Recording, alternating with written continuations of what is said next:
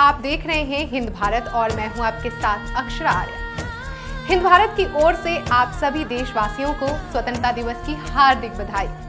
इस साल हम आजाद भारत के 75वें स्वतंत्रता दिवस मनाने जा रहे हैं। स्वतंत्रता दिवस सिर्फ एक राष्ट्रीय त्योहार ही नहीं बल्कि वो दिन है जब हमारे स्वतंत्रता सेनानियों ने अपनी जान की परवाह किए बगैर देश हित के लिए बलिदानी का इतिहास रचा था।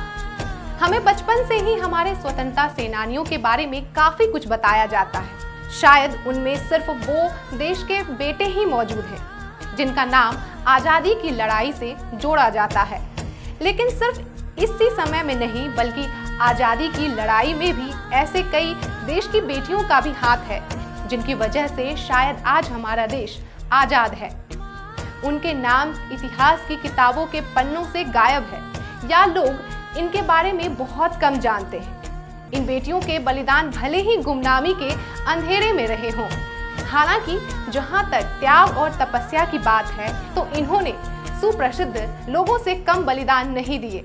आज हम आपको ऐसे ही देश की बेटियों के बारे में बताने जा रहे हैं जिन्होंने आजादी की लड़ाई में मर्दों के साथ कंधे से कंधा मिलाकर चली थी। मानतिगनी हाजरा एक ऐसी स्वतंत्रता संग्राम सेनानी थी जिन्होंने भारत छोड़ो आंदोलन और असहयोग आंदोलन के दौरान भाग लिया था। एक जुलूस के दौरान वे भारतीय झंडे को लेकर आगे बढ़ रही थी और पुलिसकर्मियों ने उन पर गोली चला दी थी। उनके शरीर में 3 गोलियां लगी, फिर भी उन्होंने झंडा नहीं छोड़ा और उस समय वो वंदे मातरम के नारे लगाती रही। बेगम हजरत महल अवध के नवाब की पत्नी बेगम हजरत महल 1857 के विद्रोह की सक्रिय नेता थी। जब उनके पति को देश से बाहर निकाल दिया गया तो उन्होंने अवध का शासन संभाल लिया और विद्रोह के दौरान उन्होंने लखनऊ को अंग्रेजी शासकों से छीन भी लिया था।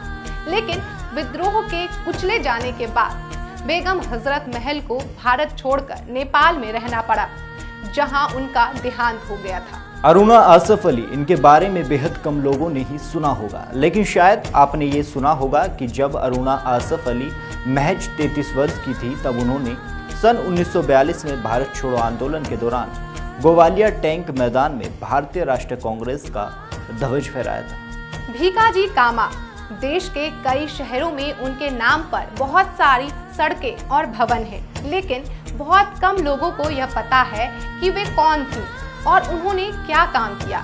कामा ने न केवल भारतीय स्वतंत्रता संग्राम में अपना योगदान दिया वरन वे भारत जैसे देश में लैंगिक समानता की पक्षकार नेता भी थी। उन्होंने अपनी संपत्ति का एक बड़ा भाग लड़कियों के लिए अनाथालय बनवाने पर खर्च किया था। वर्ष 1907 में उन्होंने इंटरनेशनल कॉन्फ्रेंस स्टुटगार्ट में भारत का झंडा फहराया था। तारा रानी श्रीवास्तव, बिहार के सिवान नगर की पुलिस थाने पर उन्होंने अपने पति के साथ एक जुलूस का नेतृत्व किया था। उन्हें गोली मार दी गई थी, लेकिन वे अपने घावों पर पट्टी बांधकर आगे चलती रहीं। लेकिन जब वो लौटी तो उनकी मौत हो गई थी। उनके लिए गर्व की बात ये थी कि मरने से पहले वो झंडे को लगातार पकड़े रहीं। कमला देवी चट्टोपाध्याय, कमला देवी देश की ऐसी पहली महिला थी जिन्होंने विधानसभा का चुनाव लड़ा था।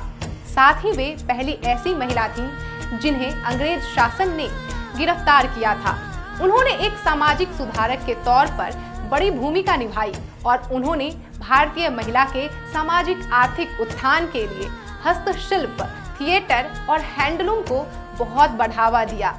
हमें गर्व है देश की इन वीरांगनाओं पर जिन्होंने अपने देश के लिए अपने प्राण त्याग दिए, जिन्हें शायद आज देश की युवा पीढ़ी भुला चुकी है।